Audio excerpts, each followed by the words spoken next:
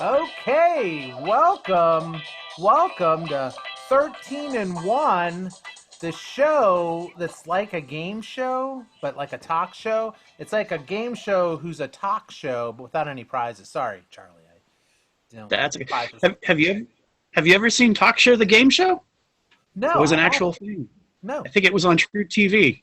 It Well, was it was a game show that acted like a talk show. I'm a talk show that acts like a game show. It's a different twist. There you go. And we asked 13 questions. That's why it's called 13 and 1. I ask you 13 questions, and you're going to ask me one at the end.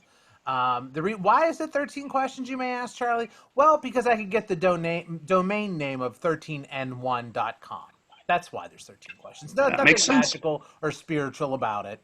And so you're here, Charlie. Why don't you tell us a little bit about yourself? Okay, well, let's see. Where do I start? Well, I'm a freelance role-playing game designer. Okay. I self-publish all my own role-playing games that you can find. My company's called RAR I'm a Monster Publishing, and you can find all my work at it's a site called drivethrurpg.com. And that's drivethrurpg.com. Okay.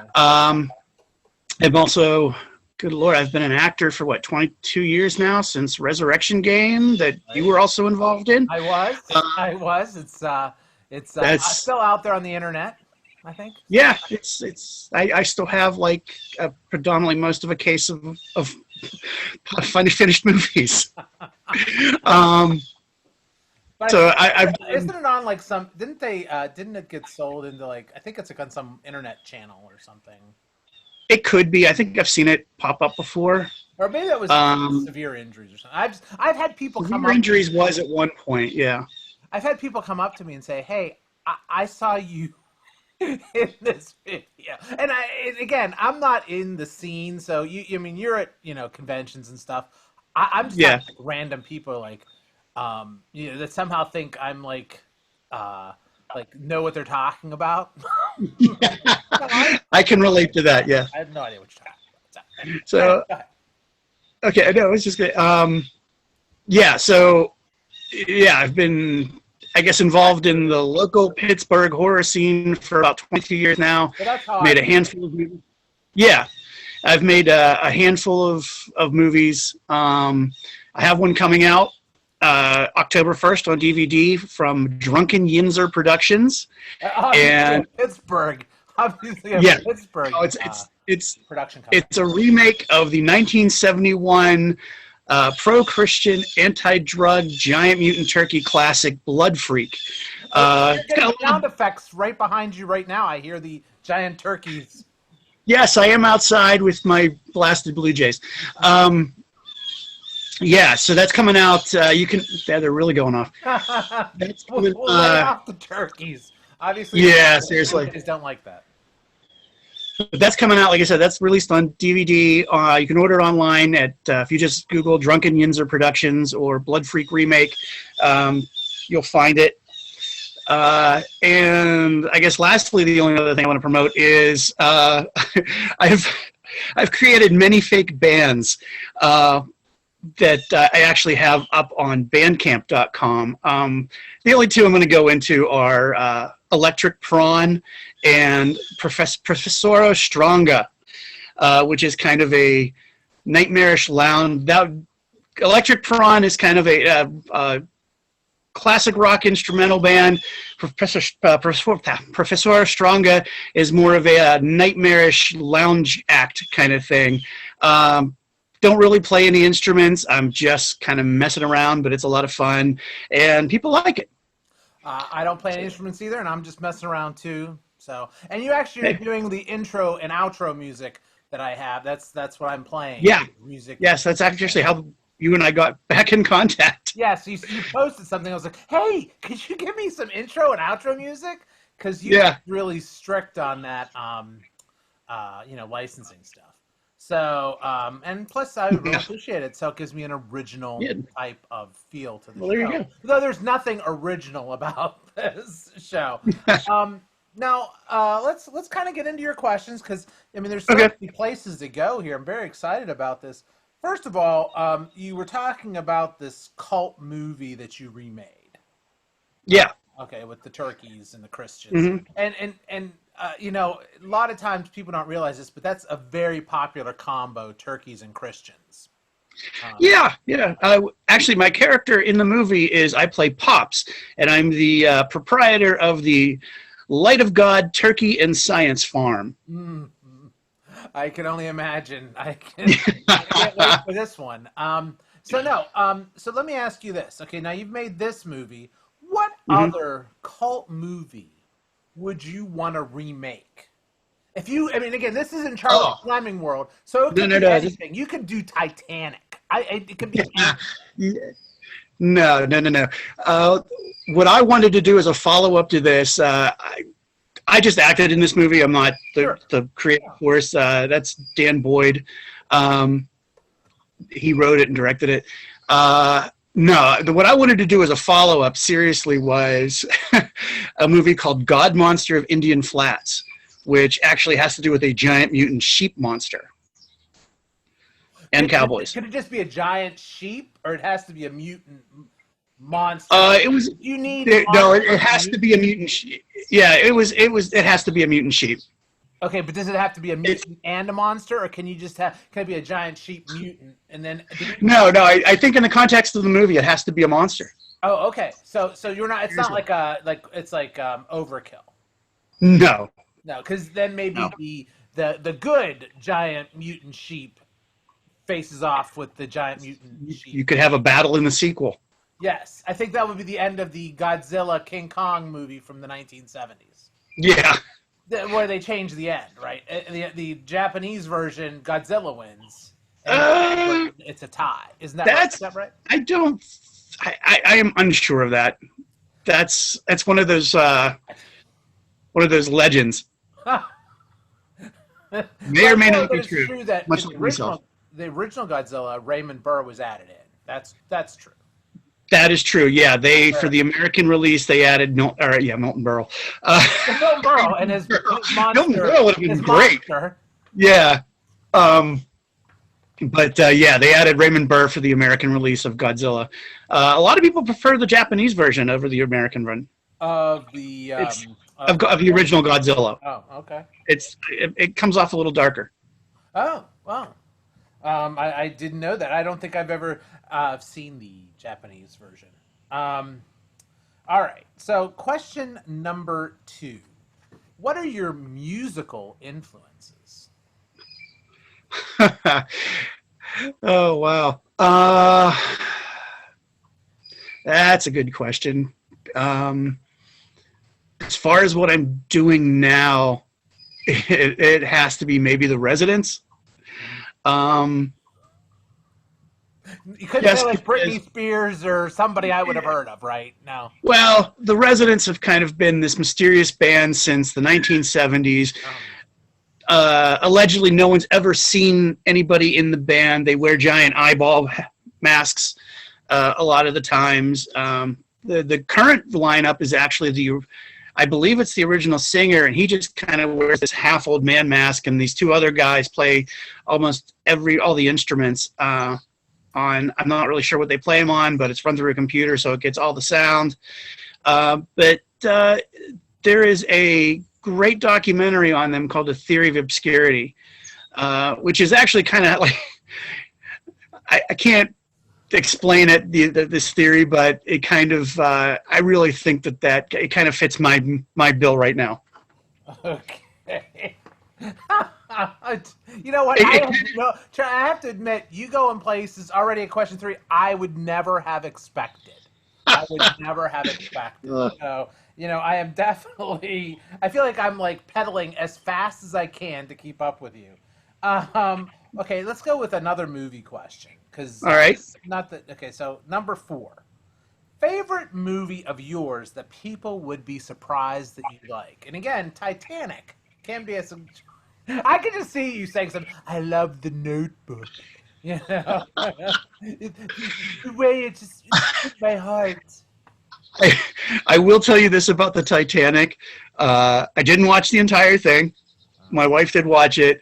I did catch the part where at the very end where Kate Winslet and Leonardo DiCaprio are on the chunk of ice and he lets go and drowns. And I really, really, really wanted Orca to come up and grab him. Of course. Yeah, so that just would have made my day. But a movie of mine. Yeah. There's The thing so is, while many. you're thinking about that, I just want to mention that, in that Titanic, the DiCaprio character and Kate Winslet, if they would just get on that, if they could get on the board, they're on a door and it's floating, and there's Okay. no room for him, and so he freezes and dies. Right. Mm-hmm. Okay, so there's like people have come up with there are many ways they both could have fit on that door. They could have Probably. lived. He could have lived. Yeah. But Hollywood, they'll kill anything. What was your favorite movie that people would be surprised that you like? Oh, of any of favorite? Okay, no, just not of my movies, but any movie. Any movie.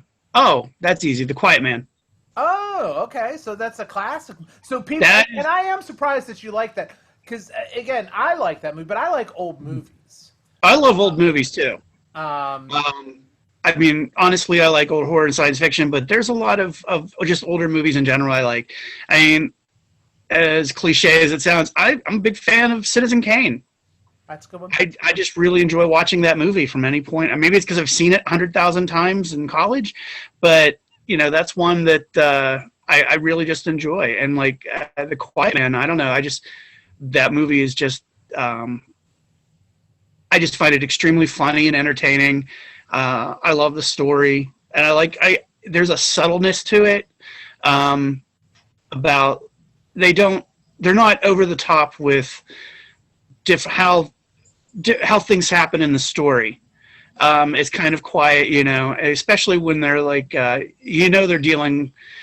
There's two guys that are always together, and they represent the IRA, right? Because the whole town's Protestant, but they have their Catholic priest there, to put up a good face or whatever. But just stuff like that, and the theory that Michelin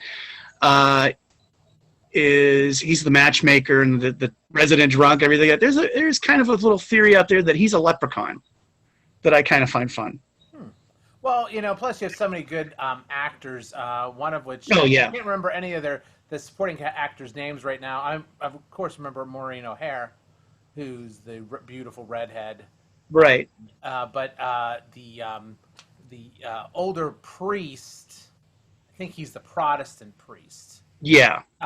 He is in a bunch of movies from the 50s. I believe he was in the Bing Crosby Bells of St. Mary. He did a ton of stuff. He's really good actor. And then then you have the man that John Wayne battles at the end. Danaher, yeah. Yeah, he's in a lot of good movies, including Gunga Din. He always plays that sort of best friend kind of. He's usually it's a good role. This leads me into my next question, though. I have my Dead Stars Hall Pass that women I think are incredibly hot who are not alive that are on my Hall Pass list. And so I'm going to ask you what your list is, but I'll tell you my list. My list first is Marilyn Monroe. Okay. Pretty easy. And then it goes to I think Jean Arthur or Irene Dunn, who I think are very beautiful. They look kind of similar to me. And then one of my other favorites, and again, I'm not talking when they're older. I'm talking when they're younger. But I still would. I would still, if they were alive, I'd probably still do them. No. And then Ginger Rogers. Ginger Rogers. Okay. Is very beautiful. Do you have like a list? And again, I made mine old. Do you have a list of just beautiful women in cinema that you don't have to want to? I jokingly say a hall pass, but I'm just saying beautiful women. No, I know what you're talking about. Let's see. If my wife or your wife sees this later. Yeah. My wife won't watch it. It has me in it. Me neither. So I know two people that won't be watching this. So let's see. The off the top of my head, I'm going to go with Maureen O'Hara. Mm-hmm. From said Quiet Man. Mm-hmm. Yvette Vickers from Attack of the 50-Foot Woman. Okay. Okay. And I am not sure if she's still alive or not, but She could be dead. She could be alive too. okay. We're going to go with Candy from the Beach Party movies. Ah, Candy was the is she from the beach? I'm trying to think of who she was. I don't. It's not. It's not coming to me. I don't remember her name. Okay. Candy Johnson. Okay. That's All right. what it was, which I believe is her real name. Makes it easier when you have to call her onto the set. So. Mm. All right. Question number 6. We're just flying by. Question number 6. Have you been to? This is not the question. This is just background. Have you been to McDonald's lately? No. Okay. Do you know who Travis Scott is? No. He's a singer, very popular Okay. now with the 15 under crowd. He actually he did a concert on Fortnite, little digital concert on Fortnite. I think I heard something about that. Yeah. Okay. So anyway, right now he has a Travis Scott meal at McDonald's. Okay. So it's a quarter pounder with cheese, bacon, onions, and pickles on a sesame seed bun with fries, barbecue sauce, and a Sprite. Okay. The barbecue sauce is to dip your fries in. All right. If there was to be a Charlie Fleming meal, what would that meal be? And where would you get it? Oh, Hardee's. Oh, okay. Easily. What's the meal? The meal would be actually they already have it. It's their $6 double cheeseburger box. But would you get anything special? Do you get is there any way you order it? Like, do you have to get it fries? Do you? I like the onion rings instead of the fries. Okay. I've recently changed onion rings, and I'm not as fond of them as I used to be. Okay. So, what do you get like a soda or something with that, or? Yeah, usually a Coke Zero. Oh, Coke Zero. Okay, so the Charlie Fleming meal is the Hardee's burger. It would be 2 double cheeseburgers, onion rings, a cookie, and a Coke Zero. Coke Zero. See, I would do the same thing, but with the Diet Coke, because that would make me feel better. Well, okay. Do you what kind of cookie too? We have to get so specific? Well, if it were up to me, white chocolate. The Charlie Fleming meal. It is the Charlie Fleming. I was gonna say, well, they usually give it's a chocolate chip one, but I would go with white chocolate macadamia.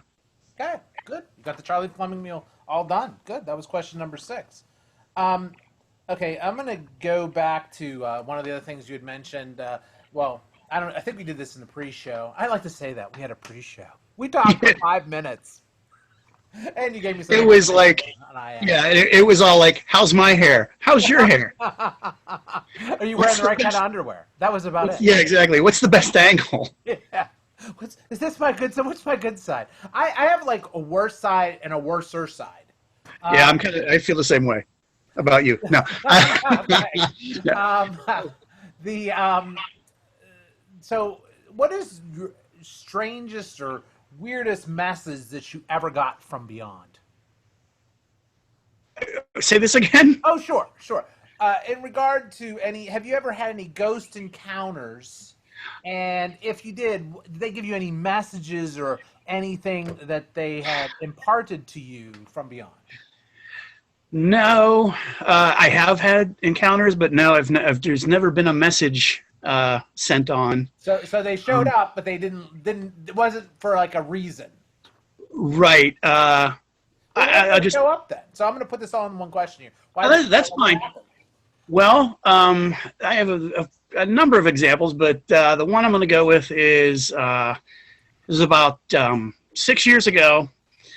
It was our Cub Scout pack, blue and gold banquet. My son was receiving the Arrow of Light. My wife was the committee chair. I was the den leader of his den, and we had it at this church, and where we always met. And so they always had this person there. They were always real strict about this, the key to the room, to the doors that lock up the church, and everything like that. So we had these elaborate instructions of where we had to return this key to. And not being members of the church or familiar with the church, we had really no idea where we were going. So we eventually found the room. It was just me and my wife. We found the room, returned the key, and then somehow we go through this. I mean, I don't know how many times you've been in a church, but it's a maze a lot of times. You know, the rooms are in hallways and go everywhere. And so somehow we ended up in the sanctuary on the altar, coming out from the back, you know, from the front of the church. And we're like, okay. And so like, we're just got to go to the door out there. We knew that door led to another lit hallway and the stairwell we needed to go to. Well, we start walking through the pews, and we both started walking really fast. And by the time when we got out of there, I turned to my wife and was like, did you? And she's like, yeah, we're not talking about it. Because there were a number of figures in the pews. You know, you couldn't, not well defined, but you could see that there were people sitting there that in a church after dark with all the lights turned off should not be there. Right, but this was an active church, or was it a closed? No. It was an active church. Yeah, it was actually it has a pretty big congregation. Okay. But I'm sure the normal congregation's not see through. Well, I mean, you know, yeah, I guess. It might be transparent, yeah. But not see through. But you didn't get a message. They didn't say, "Hey, this is our weekly meeting. Get out." They didn't even give you that message. No. That was purely residual. I don't even think whatever was there knew we were there. And most times I've been at a church, it seemed like an off function like that. There's punch and cookies. Did you get any like punch and cookies? No. Well, actually, like I said, it was our Blue and Gold banquet, which is a big celebration of scouting. So we had a caterer. We had a huge dinner there. So there was like... That was all taken care of. And there was a dessert contest, so there was plenty of dessert. Well, I meant that the ghosts were having. Oh, the ghosts were having. No, I don't think so. They were just there for whatever the ghosts thing. They were, I don't know what service they were attending, but they weren't really worried about punching cookies either. So they weren't. So they were sort of focused on whatever they were. So yes, they were doing. You know what? I mean, it just seems to me that that if this church is going to have two functions at once, they should definitely coordinate better. Yeah, well, it's two separate rooms. We weren't really supposed to be in near the sanctuary, so it worked out. Now, one of the other things. Okay, we're getting to question number 9. One of the other things, I know you're from, I've been to your house once. Well, an older house. I don't know if it's where you still live. No, it's the same house, yeah. You had a very cool set of some JLA stuff in your kitchen. Yeah, we had the plates. Yes. Yes. So I do remember that. So let me ask you this. If you could come up with your own Justice League of America supergroup, who would be the top 4 members? Okay, well,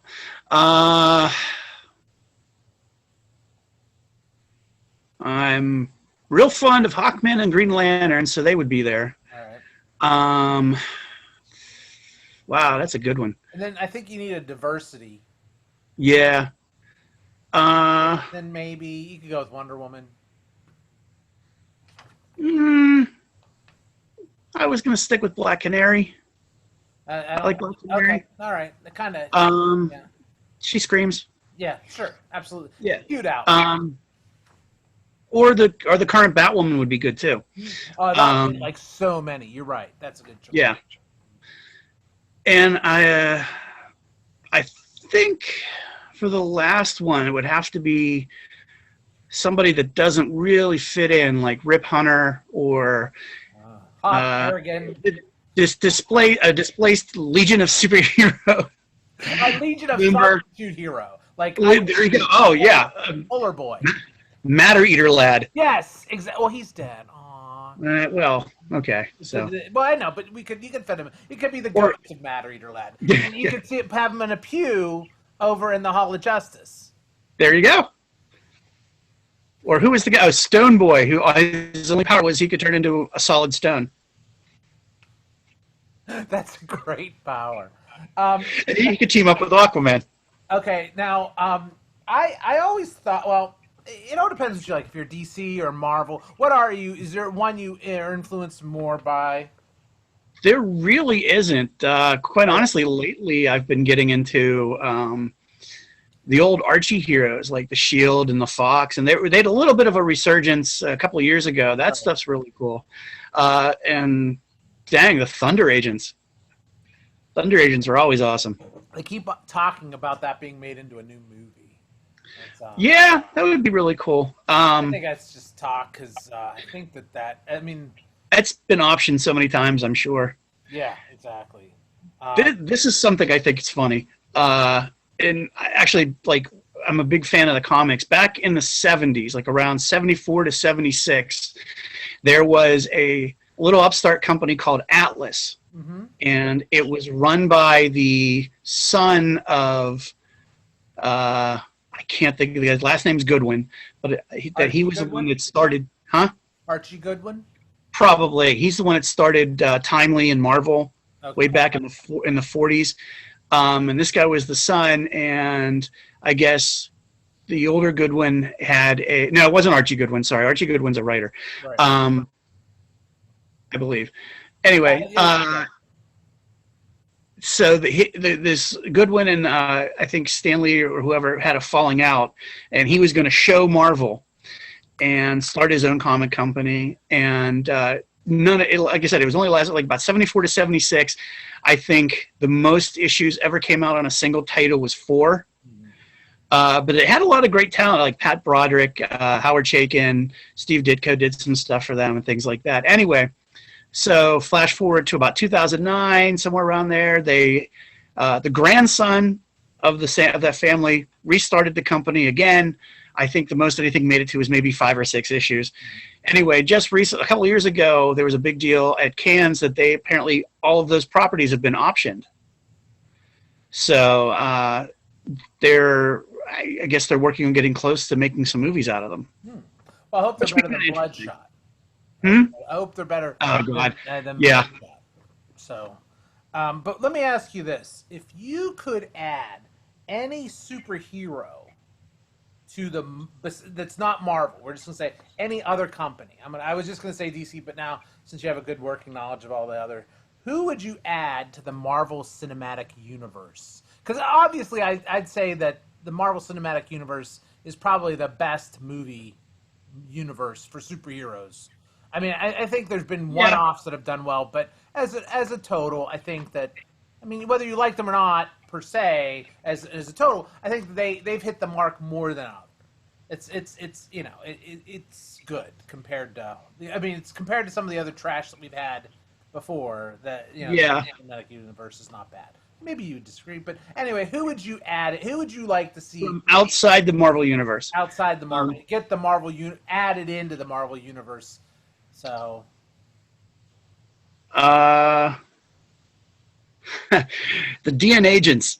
oh, Mark Evanier. Oh wait, Yeah. yeah. Better yet, E-Man. E-Man. Okay. Charlton character from the 70s. Yeah. That would be pretty cool.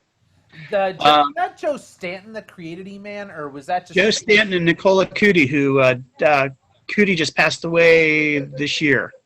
Yes. Year. That was what is that? Was that a Charlton book, or was that a? Yeah, But then, that was part of their new wave of superheroes in the 70s. yeah, but I think didn't Joe Stanton keep the rights to E-Man though? Yeah, yeah. He's some other company or something first. yeah. There is an underground. I think it's either called Neo Charlton or something like that. Anyway, they put out a book called Charlton Arrow, or they have like quarterly, twice a year, something like that. And Stanton does have actually Stanton and Cootie both, because Cootie was alive at the time, both had an E-Man story in there. Oh, okay, cool, cool. I always liked Joe Stanton's art. I thought he was like a good blend of, you know, of cartoon but kind of realistic. Hmm. I always liked his stuff. And I'm sorry, I have another superhero question here. That's fine. Uh, who is the most underrated villain? And for me, I think the most underrated villain is Kilgrave, the Purple Man. You may have seen him in Jessica Jones on Netflix. Yeah. played by Yeah, Dave Tennant did a great job with that. yeah. Oh my God. I was like, this guy, this character could be in a movie, a Marvel Cinematic movie, at least as a one-off.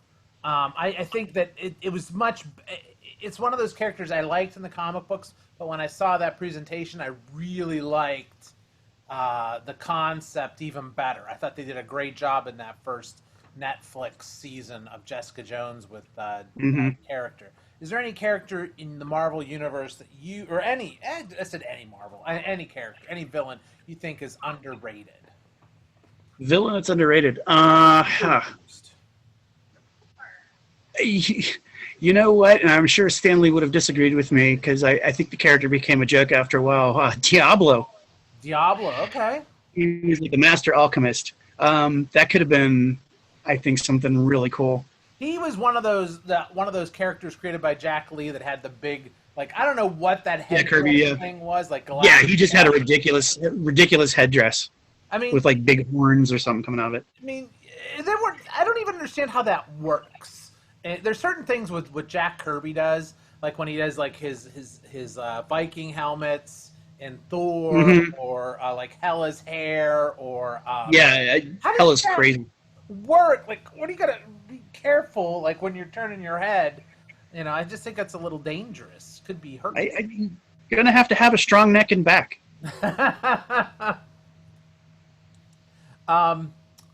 Now, if you had a time machine, this is question number 11, I believe. Okay. If you had a time machine, where would you travel with it? Go ahead. Wow.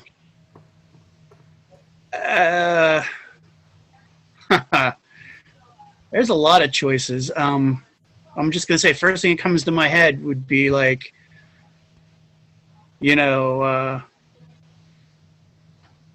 though I was alive, but now would be the mid '70s for the whole punk thing. Okay. All right. So, have you watched that on Epix? I don't know if you get Epix or not. They have like a 4-part documentary on the punk scene beginning in the early '70s. No, I haven't seen that yet. It's pretty I good. need to. It's pretty good. Yeah. Iggy Pop was one of the executive producers on it, and he does have but they have Johnny Lydon. They talk to him. They talk to some like Henry Rollins, and it's pretty good. I mean, Epix in their some of their documentaries are pretty. They're not bad. They're put together pretty well. They're not very intensive. They're a little bit a little bit. It's not for the. You're not going to find anything historically new, but it's just kind of interesting. I thought it's well made. A good watch.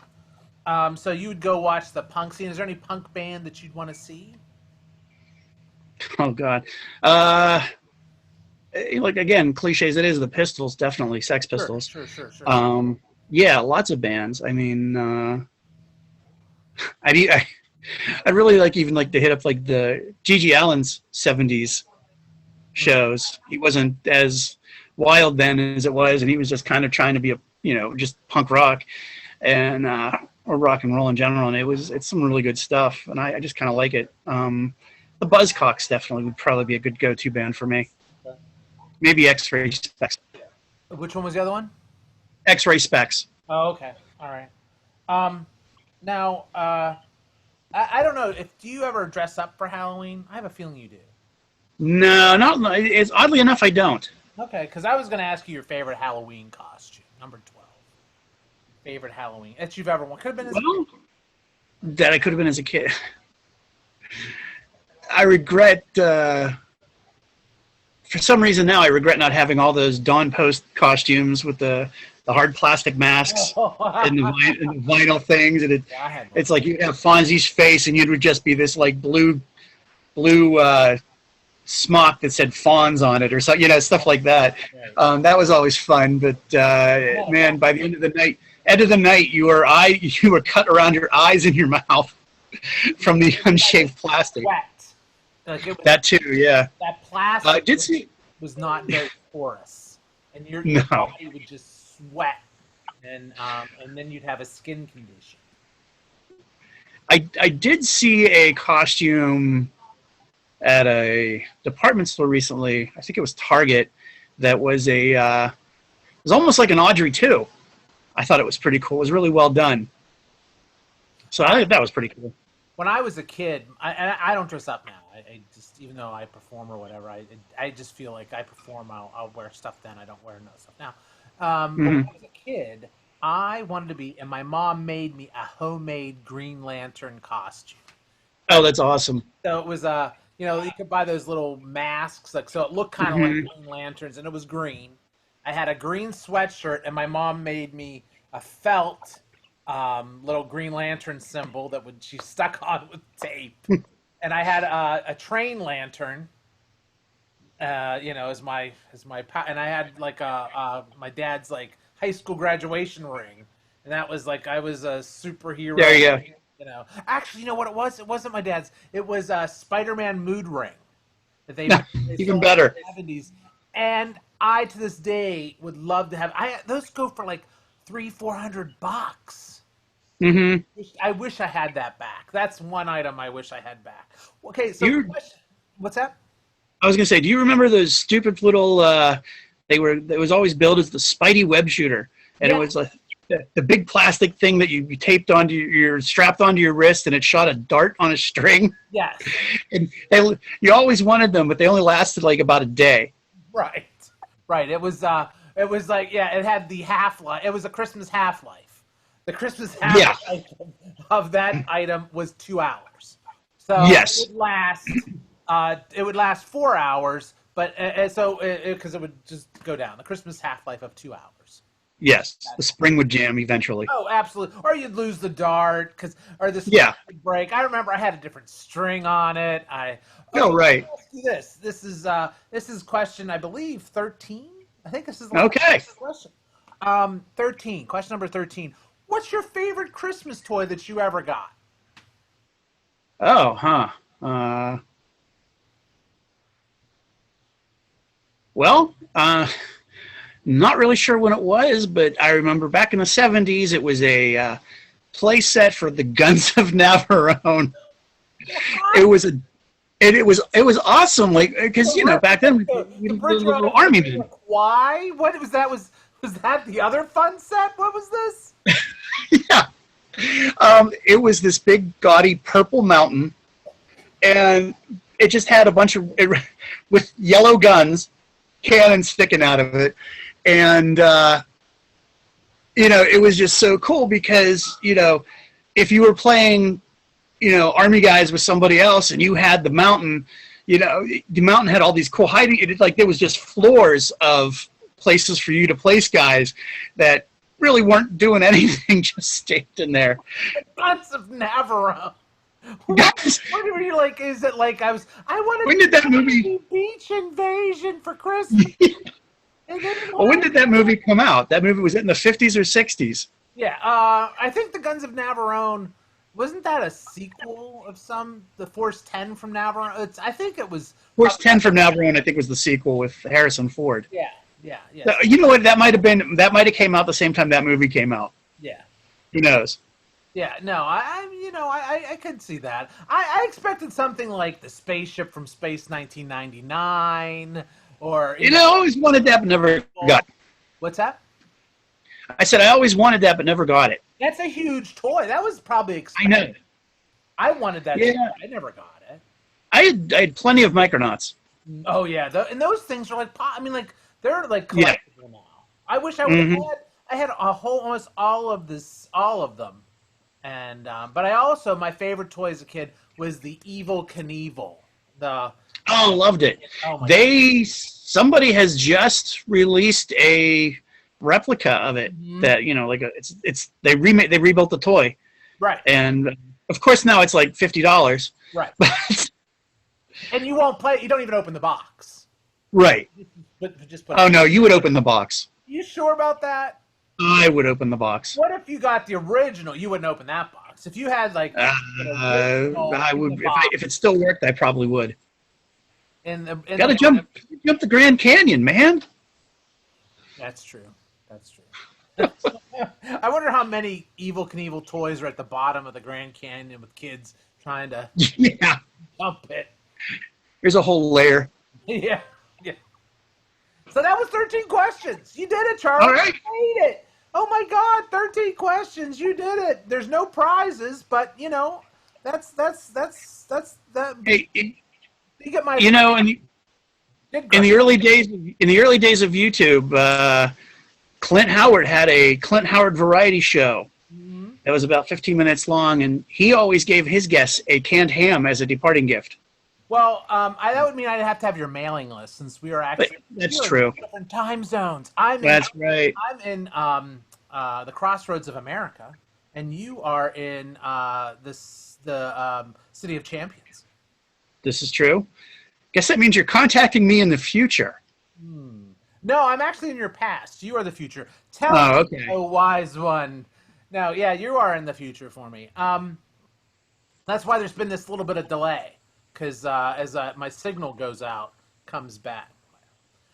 So anyway, now is the chance for you to ask me a question. Are All you ready? right. Are you ready? Well, yeah, I gave it a little bit of thought. My original question was going to be I know you were an improv troupe here in Pittsburgh I was. way back when, and I had thought you guys had regularly performed at the Pittsburgh Playhouse, which is currently torn down. Correct. I don't know if we regularly perform there, but Mhm. Well, we can still go with this question. So, I don't know if you're familiar with it, but the legend has it that there were four different ghosts that lived in the Pittsburgh Playhouse. hmm. And my original question was going to be like after one of your performances, and I can't remember the guy. I think his name was John Johns. Not there was The Martian a Man. yeah, there was a characterist in Pittsburgh that local Pittsburgh artist that named John Johns, but I think this is a different person, but I'm not sure if that's the actual name. Anyway, the legend has it that if he thought your performance was good, the seat he always sat in, would be down, like somebody was sitting in it. At the end of the performance, if it was something he didn't like, it would be up, like he had left. Now, since like I said, there was four ghosts there. There was him. There was a woman in white that was apparently a jilted lover who chases people with a gun. I believe there was another one called Horrible Harry, who is really ugly and just likes to scare people because he's hideous. And then there was this weird incident with something they called the Red Meanie, which I'm not really sure what that was about. Anyway, so since the Playhouse is now torn down, where'd the ghosts go? That's a good question. Where do ghosts go? I Are they think that still most there? of Did them they end move up on? going to church meetings It and could be. for people to follow home. I think that also, it's funny you brought that up because what it reminded me is, and I'm familiar with some of those stories. For the few times that I've performed there or been backstage there, I've never had any experiences like that. Mhm. I did though. I did perform a lot, and I think it was called the Priory, or it was over in uh, it was in Pittsburgh. It was a converted um, nunnery. Had like a little chapel in it, and they had Mhm. a little place where they would do shows. And they had Yeah, I'm sort of familiar with it. I think it's the Priory, but I could be wrong. But there were ghosts there that people had seen, had felt, had like interrupted things. And I will tell you, some of the shows, most of the shows I had there went off fine and no problem. But every once in a while, there would be weird stuff that would happen, and I've had people tell me they have seen go like something like an apparition out of the corner of their eye or weird things Mhm. go on at that location. But never any ghost that ever said, "Hey, you did a good job" to me. Never anybody ever like clapping for me. Didn't bring you flowers. No, no flowers. But that's sort of like usual for my career. I could do a show and think I did a good job, and I will be around other actors who are also in the show, everybody will congratulate the people around me, and I will be there as though I am that ghost, like being ignored. I am the person in the show nobody ever talks to after the show. I don't know what it's sort of like, wow, that guy was so bad. I don't want to even make eye contact with him. Yeah. So if there was a ghost at any of my performances, he or she or it, I don't know what you refer to as a ghost. I don't know if they have a gender anymore. I would hope we still have a gender. I do, but I don't know. So let's say after you die, whatever. I'm sure they didn't say anything. When I've done some stand-up comic material, I've had people come up to me. I used to do a bit about eBay, and I swear to God, I got more comments. People going, "Hey, you sell on eBay? How do you do that?" I'm not asking about the jokes, just how to sell on eBay. Well, you couldn't. You can tell they're listening. Yeah, they were listening.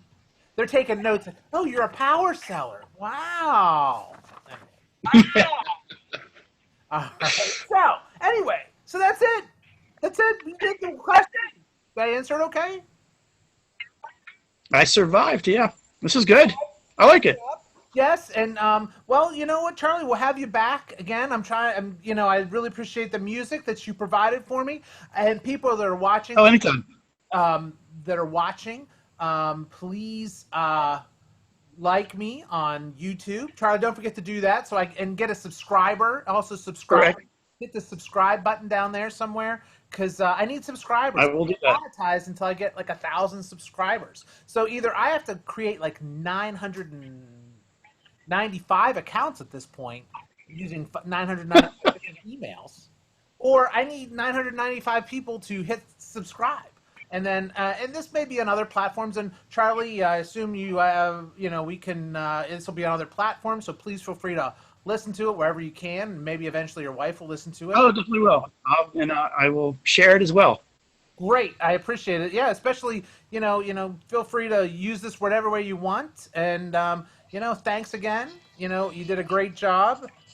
So, and here's Charlie's music as we leave out, as we're exiting out of the show. Thank you again. All right, man. All right. Thank you, Francis.